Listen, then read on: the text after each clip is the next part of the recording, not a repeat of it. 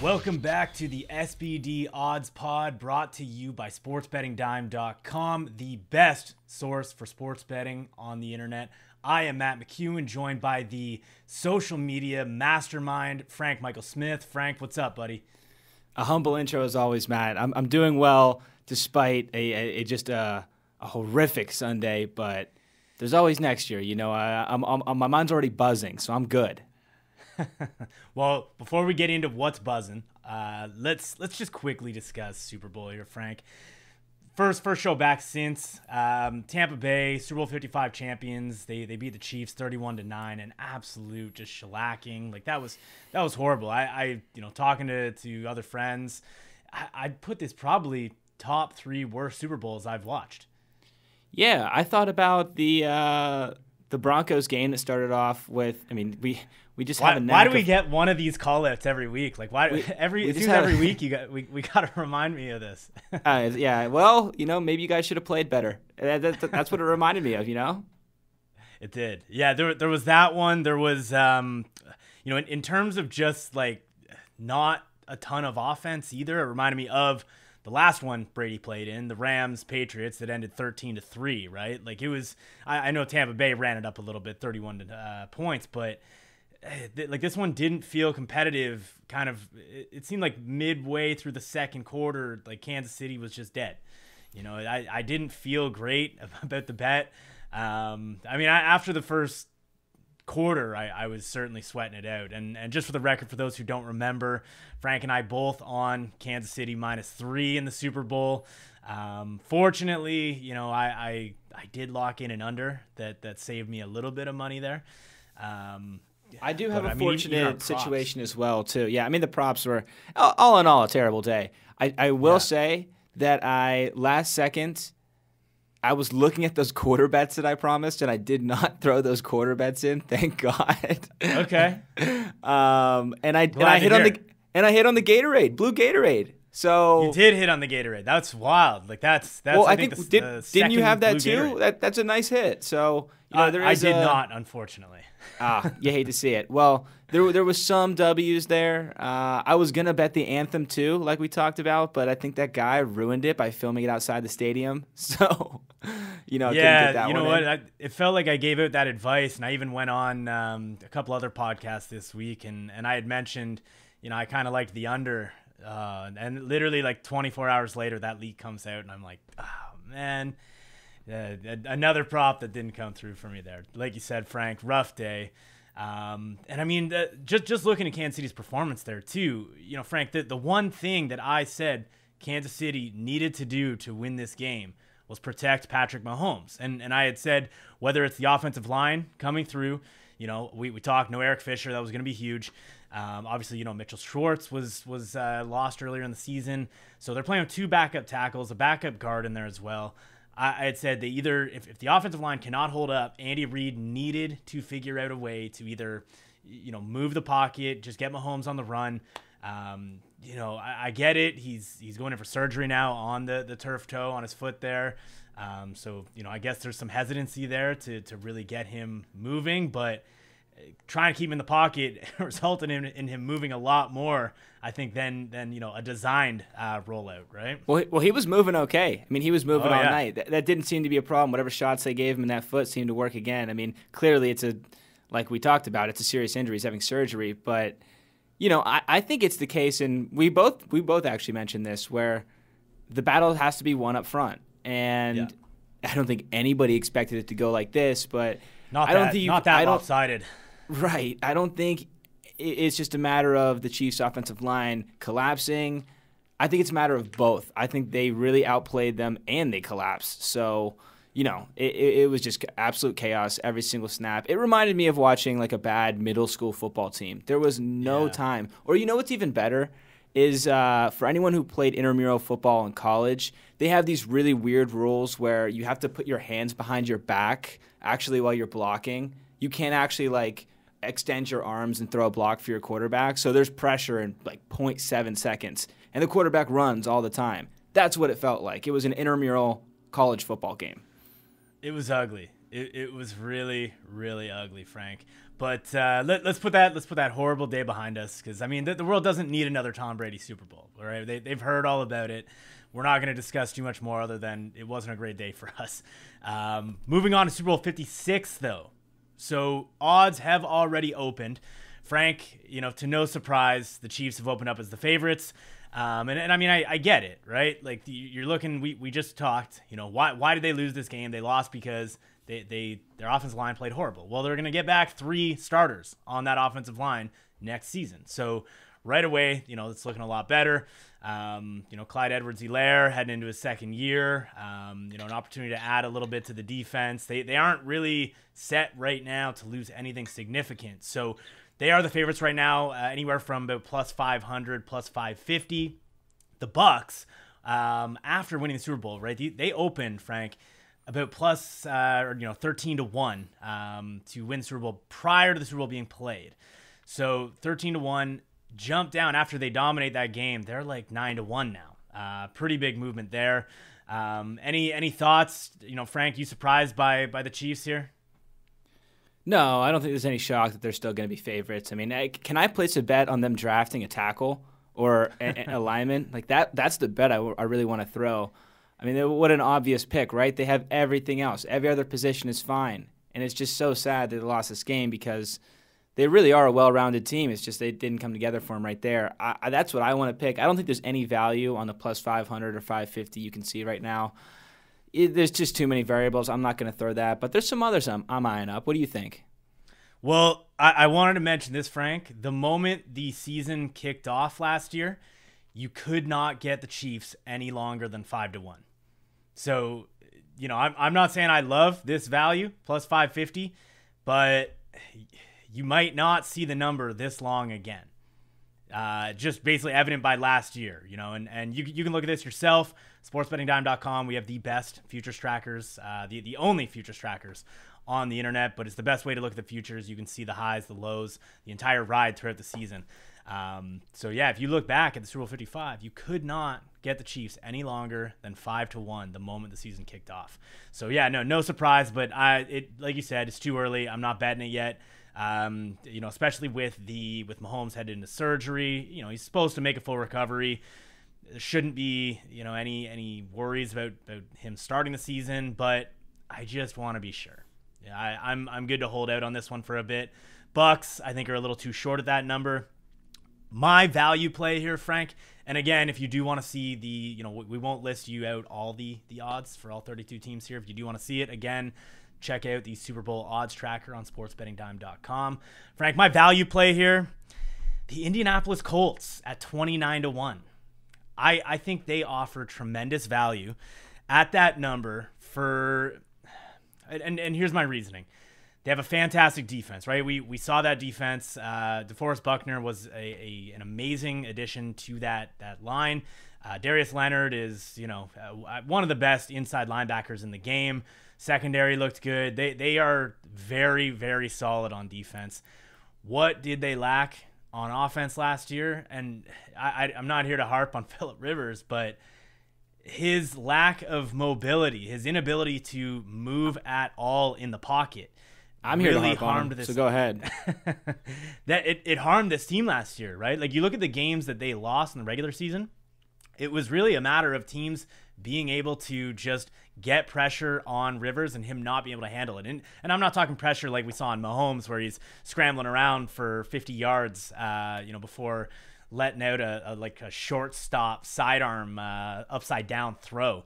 I'm talking just Rivers, like all he can do is step up in the pocket. That's it, right? And if you get any pressure in his face coming forward, he's done. And that was ultimately what decided that game. They lost to the Browns. So Rivers retired this year now, and they're looking at a new quarterback. I do not think the Colts 2021 quarterback is currently on their roster. It's not going to be. I don't believe it's going to be Jacoby Brissett. I don't believe it's going to be. I believe Jacob Eason is the other one they drafted there. They're going to be in the market. Obviously, they're not getting Deshaun Watson. There's no way Houston is trading him inside the division. But there's plenty of other quality quarterbacks out there. They've obviously been linked to Carson Wentz. And now all these like Russell Wilson rumors are circling. I'm not banking on any of those. I'm As the looking Steelers' at honorary GM, I'm willing to offer Mason Rudolph if they're interested. Absolutely. Well, if you could talk them into that, Frank, you're one hell of a salesman. Just give me like a couple footballs and maybe like some teas, and that's a deal. I like this number because I think their defense is good enough to win, and I think they will make some sort of splash at quarterback, whether that's Carson Wentz, Sam Darnold. Maybe not that it's a splash, but I mean, hey, even bringing in like Gardner Minshew or something like I think they are going to make a bigger one than Minshew. I think they get Wentz. I think or either Wentz or Darnold. How about Jameis? You know what? I wouldn't love Jameis because we saw Jameis in a very similar situation to what he would have in Indianapolis when he was in Tampa Bay. Pretty good defense, some decent weapons around him, and he turned the ball over nonstop. I wouldn't love that. I'm willing to roll the dice on Carson Wentz comeback, right? Link him back up with Frank Reich, and at least just be decent, just be even a little better than Rivers, right? So, because I think that's really all they need. They lost to a really hot Buffalo Bills team in the playoffs, 29-1. I think this is a good number. Frank, what do you think? Well, it's a good transition there, Matt, and you didn't even know my pick. I am going with the Buffalo Bills. Okay. Again, these odds are not great. They are on my list right here. Buffalo Bills 12-1, and this is a team that's just a couple plays away from making a serious run at the Super Bowl here, if they didn't already. And this is really a bet on Josh Allen. I'm a Josh Allen believer. I think the connection with Stephon Diggs is only going to grow. But really, this is a value play. The ones behind it, I don't see anything I love. If I had to see another one, the Chargers are here at 28-1, and that would be a Herbert bet. The second year for quarterbacks is really interesting. It's kind of a year where you can make a gigantic leap, right? Like we saw Lamar Jackson do it and win the MVP. I remember being like 12 years old, and Ben Roethlisberger won the Super Bowl his second year. Of course, you have to have some great complementary pieces. Steelers had a great D. The Chargers would have to really step up. They had a down year, but I don't see a lot I love on this board. Was there any others that really stood out to you? Just touch on your Chargers point there. I think one of the biggest reasons we're seeing this leap, you said one of them, obviously, the Herbert angle is huge. He had a phenomenal rookie season, offensive rookie of the year. But I think that the big thing here is new coaching staff, right? I mean, how many games did we see that Chargers team last year lose simply because of either horrible clock management or just poor coaching decisions? I understand why they're there. I don't love them at that number. I think they still have just a lot of holes to fill. I really like the Colts at 29-1. That's who I'm kind of sticking with. And funny you did mention the Bills, though, Frank, because I also wanted to talk each of us here one team to stay away from right now. I'm staying away from the Bills right now, Frank. Oh, come on. Why? I don't like – so here's why. You make great arguments here, and I'm totally with you. Like, I think Josh Allen, he's a real MVP candidate right now. He has third best odds right now to win the 2021 NFL MVP.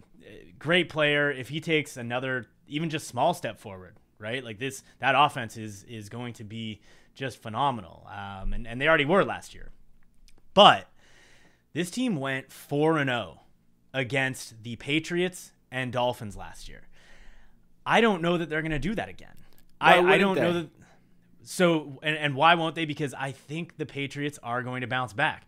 After, Well, the odds suggest the same thing. I was going to touch on the Patriots too, but go ahead. After you look at the Super Bowl, right, and obviously the Chiefs were the ones affected the most. They lost that game. But who was the next person most affected by that Brady Super Bowl? Bill Belichick. Like, this guy is going to come into this season with such a chip on his shoulder, so much to prove, because right now everybody's written him off, right? That the Patriots dynasty was not because of Bill Belichick. That's what I've been hearing for the last. All right. Well, 72 everyone hours. doing that needs to calm down a little bit. I mean, that's a total overreaction. I agree The with guy's you. he's been fantastic for 20 years, and he finally doesn't have a good one, and all of a sudden he's like replaceable. Give me a break. But people are saying it. You're right. They're just dumb. They are, and I agree. I think that's a terrible take right now. The 2020 Patriots, they had a ton of players opt out due to COVID. Cam Newton, I will say, like Newton started the season really well. He looked good. He's not. I don't know that he was back to his MVP form, but he looked good. Caught COVID. Fortunately recovered, but he never really looked the same after that. And that seemed to be really the start of this just downfall for the Patriots. So I think we're going to see a big bounce back from the Patriots. So I don't love the Bills to go 2-0 against them. The Dolphins, I mean, very good defense. What held them back this year? It was Tua. Like Tua just was, started off his rookie season a little bit slow. He was a rookie. It's yes, I agree with you. That's my point. And I'm agreeing with you on this. I do think the Dolphins will be good, and maybe the Bills don't need to sweep the division. They probably don't need to do that. You can pencil in 2 versus Jets though, but I agree. I think you can pencil those 2 in as well. They'll probably be a little bit better too though. I agree with you on the Tua thing. I think they were held back by him, but people expect these rookie quarterbacks to be a finished product right away. It's a little. There is definitely times that you can see like, okay, this guy he doesn't have it. He just definitely doesn't have it. But I'm not there with Tua. No, I'm not either, and that's exactly why I think he will take a leap forward. He was hesitant last year. He took all the safe throws. And he will learn what an NFL, what open is in the NFL, right? He will start forcing more of those tight window balls. He'll get better. He's going to take a leap. Like you said, not everybody's going to come into the league looking like Joe Burrow, Justin Herbert, right? It's those guys. It's unbelievable what they're able to do. Tua, I think, takes a step forward, and I mean the other possibility here too, Frank, is that the Dolphins trade for Deshaun Watson, because if Watson stands pat and if he holds firm that he's getting traded, he forces his way out. I look at 2 teams as having the real advantage to acquire him. That's the Jets and the Dolphins, just because I think they have the most draft capital and also some young players they can offer in return. It's funny you bring that up. Now, we didn't prep for this, so I don't know if you have the stat or not, but do you have odds on whether or not Deshaun Watson will take the first snap for the Houston Texans in 2021? We had odds on where he will be traded if traded. Because I want to bet that he will not be traded. And I think the Texans are taking a stand here, and they're saying, this whole athlete empowerment thing, that was great. That was fun. We're not letting this happen in the NFL. We're putting our foot down. We just signed you to a new contract. Did you forget all your celebratory drinks and everything you took after that?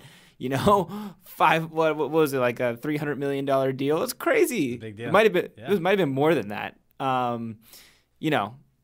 think they're going to say no. We fully expect you to play quarterback. So, if we get odds on that, I'm throwing some paper. Yeah, I'm certainly not banking on the Dolphins getting Watson by any means. I just think they are one of the 2 front runners if Houston does agree to trade him. But even if they don't, that defense was very good last year. They really started picking it up kind of week 4, week 5-ish, it seemed. And if Tua can take that step forward, if Miami can get him some weapons as well, no disrespect to Devontae Parker, very good receiver, but they need some more. They need some more around him. I think Parker's a very good kind of number 2 receiver. They need that top-notch, legit guy to really. I think he'll help Tua's development more than anything. So I'm staying away from the Bills at this price. So, Frank, this isn't a matter of I don't like the Bills.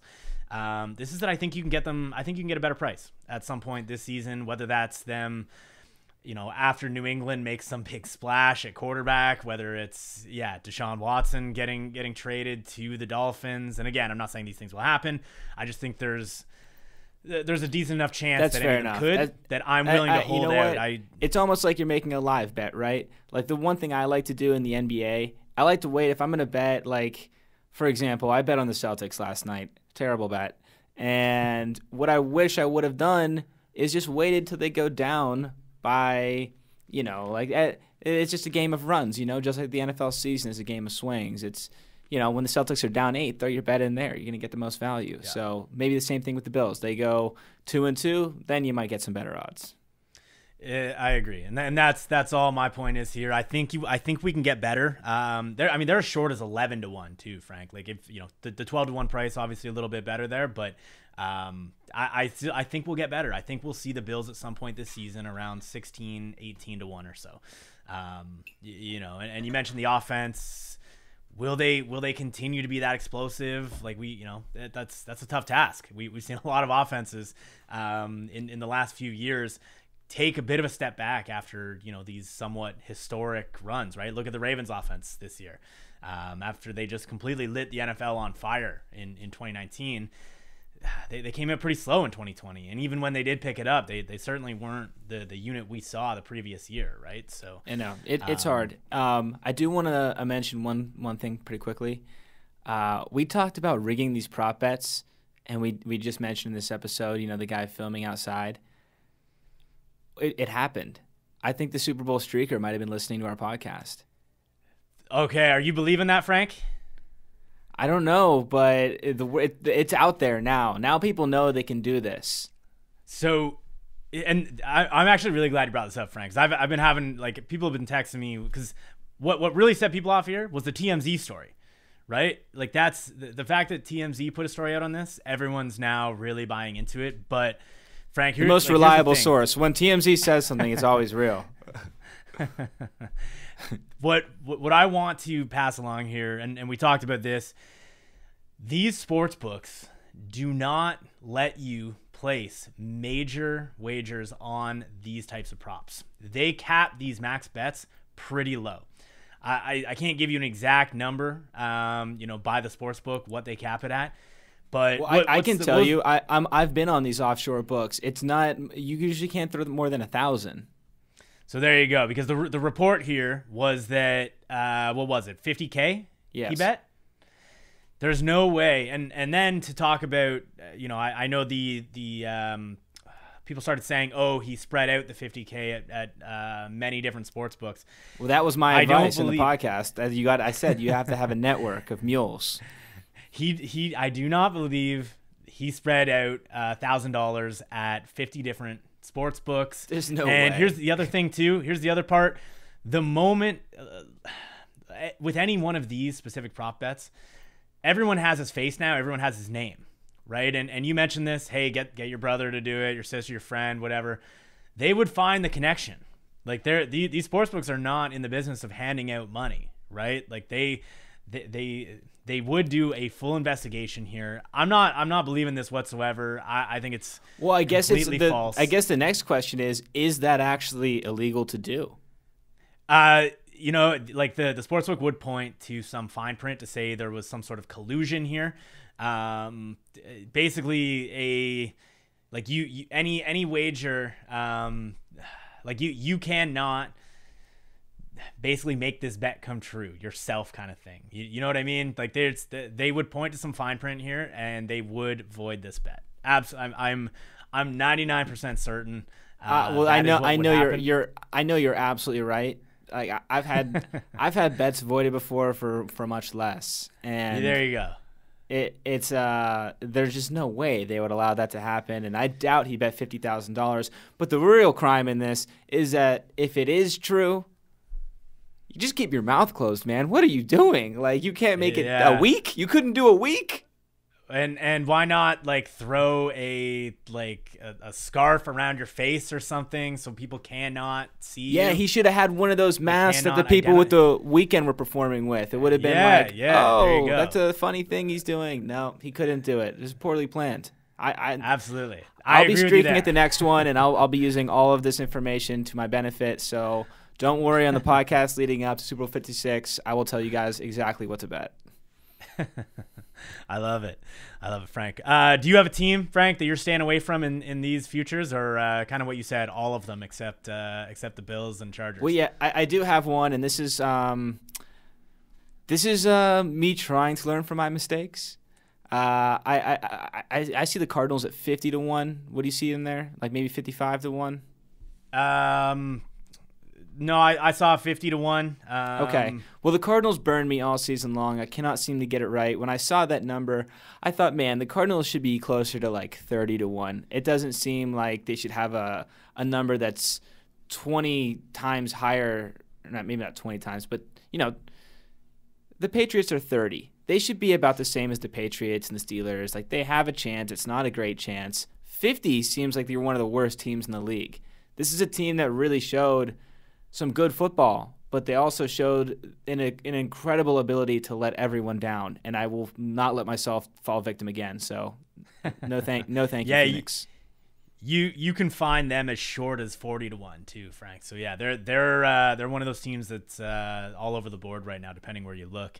How about lottery tickets, Frank? You know I'm not super into the lottery tickets here, but if there is a place to do it, it's in the futures, and maybe set yourself up with some hedging opportunities later. What do you like though, lottery ticket? And just for the record, everybody listening, when I say lottery ticket, I've told Frank, anybody 50-1 or longer.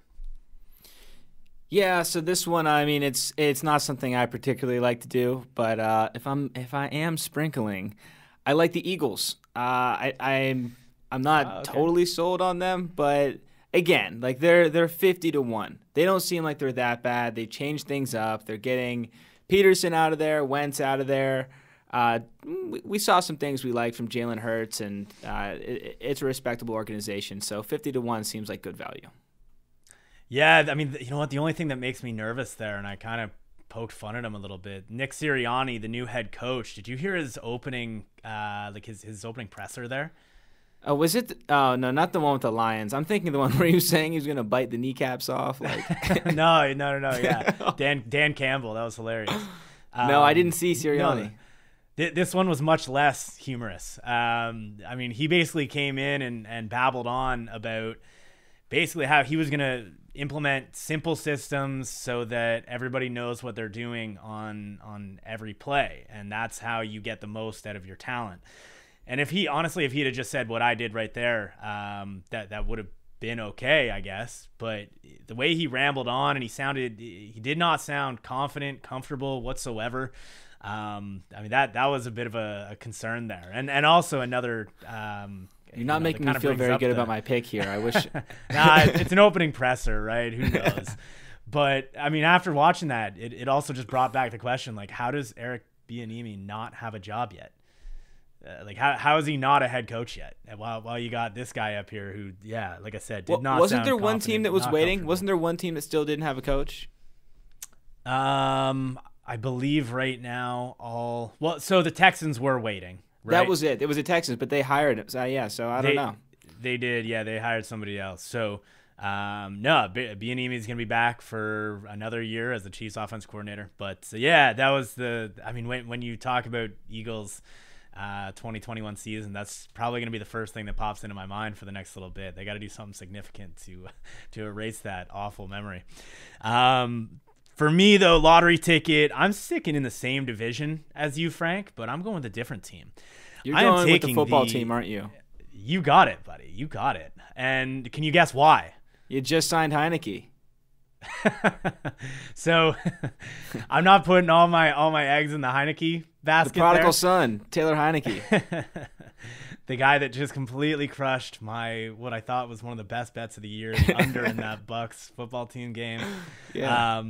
I do, though. I like Washington, and it's not because of Heineke necessarily, but if he does get the opportunity to start, I think, I mean, obviously he showed really well in one playoff game, and the Bucs had no film really to watch of him. Like, this is what everybody, constantly forgets is the Bucs defense didn't really have a chance to prepare for him. They didn't know what they were getting, right? So will he still be that good when defenses are preparing for him, when teams pick up on his tendencies?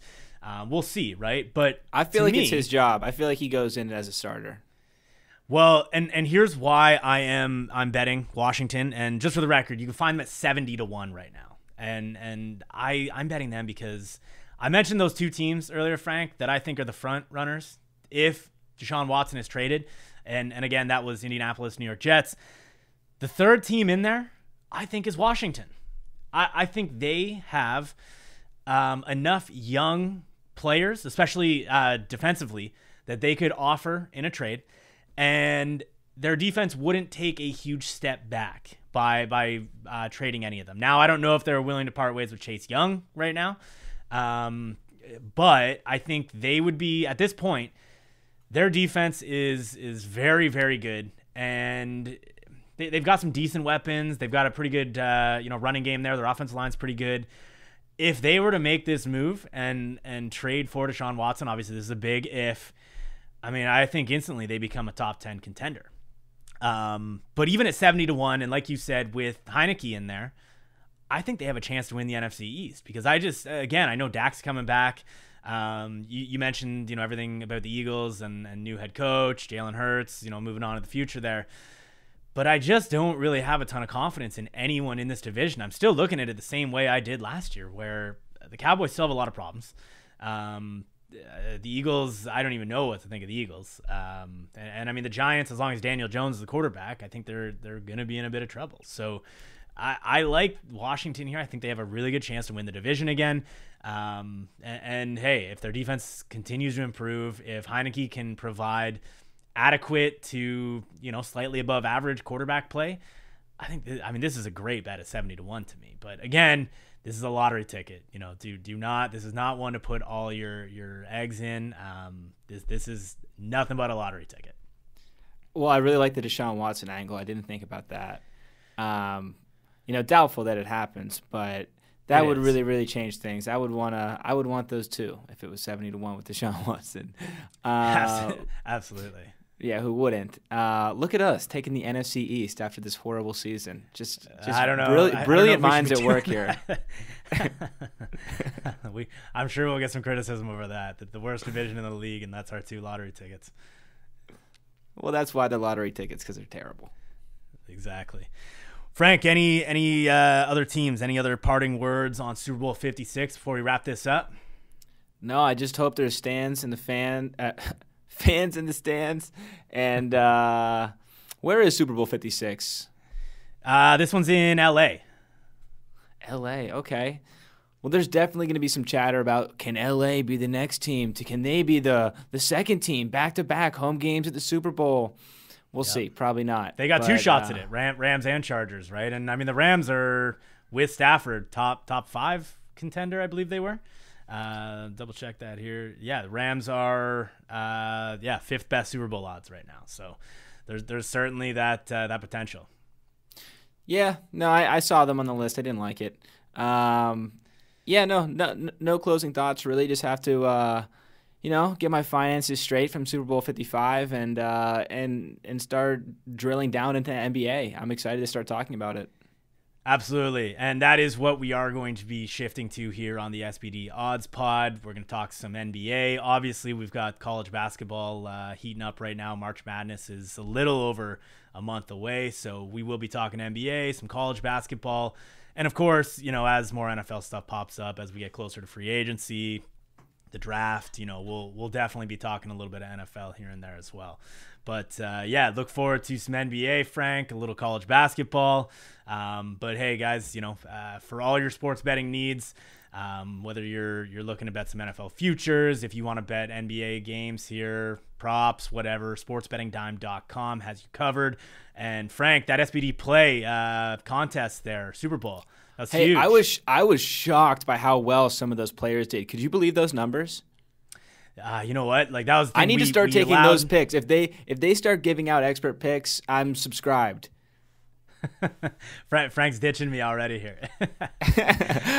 I'm ditching Matt. I'm ditching the system. I need those guys in the top 3. I wish we had their names, not their usernames.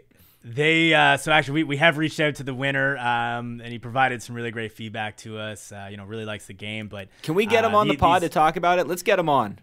We should. We absolutely should. Yeah, no, he submitted a really great review of SBD play. So yeah, no, we'll have to reach out and see if he's willing to come on. He hit a massive parlay. It was what night was it? I think it was like the Thursday night or something. It was Upset City in college basketball. He hit a three leg parlay of all. Wait, underdogs. you can parlay on there now? So you can now parlay on SBD Play, friend. That explains it. Okay, all right, yeah, I get it now. Yeah. I saw those numbers were enormous, and you didn't. For those of you who have never played, you didn't used to be able to parlay games. You could do money lines, but I thought to myself, I was like, wow, like, how did he do this? It's shocking. I mean, with the parlay, it's still shocking, but yeah, I guess it makes some more sense. It is still shocking, yeah. I mean, he hit a 3-leg all underdog parlay with ECU at 11-1 to win their game. Hits all three of them. I think he made off a $50 wager on that parlay. He cashed in like $14K or something. Like it was absurd. But it was Upset City in college basketball. He certainly had his strategy coming in, worked it to perfection. I think he knows he's going to go broke doing that too often, but it worked for him this time. And yeah, big winner. But yeah, SBD Play, we're going to continue to roll on here. Weekly contests, weekly prizing. And again, guys, it is free. I don't know why you would hesitate to sign up. Frank and I are on there. I'm sure, as the NBA season heats up, as we get to March Madness, Frank and I will run some little mini contests even on there as well. Yeah, absolutely. It's going to be fun. And I just want to say, for anyone who hasn't played, he did not bank $14K. He won the contest and he won $3K, but it is free to enter. It's a no-brainer. And yeah, we'll catch you guys next week. Awesome. Thanks for listening, guys. Again, like, subscribe. You can find us at sportsbettingdime.com.